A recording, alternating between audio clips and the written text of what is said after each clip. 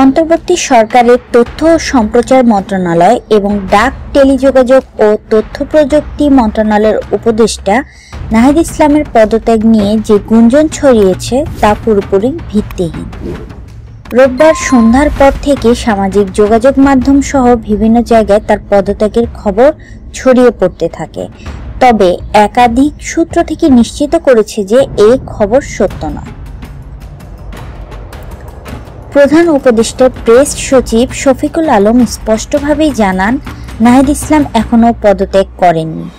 একইভাবে প্রধান উপদেষ্টার সিনিয়র সহকারী প্রেস সচিব ফয়েজ আহমেদও বলেন, এটা গুজব ছাড়া আর কিছুই নয়। তবে রাজনৈতিক অঙ্গনে একটা নতুন আলোচনা চলছে। জুলাই আগস্টের ছাত্র জনতার গণ অভ্যুত্থানে নেতৃত্ব দেওয়া বৈষম্য বিরোধী ছাত্র আন্দোলন ও জাতীয় নাগরিক কমিটির নেতারা নতুন একটি রাজনৈতিক দল গঠনের উদ্যোগ নিচ্ছেন। অনেকেই মনে করছেন নাহিদ ইসলাম উপদেষ্টা পরিষদ থেকে পদত্যাগ করে সেই দলের নেতৃত্বে আসতে পারেন। আগামী 26শে ফেব্রুয়ারি আনুষ্ঠানিকভাবে নতুন এই দলের আত্মপ্রকাশ হতে পারে বলে জানা গেছে।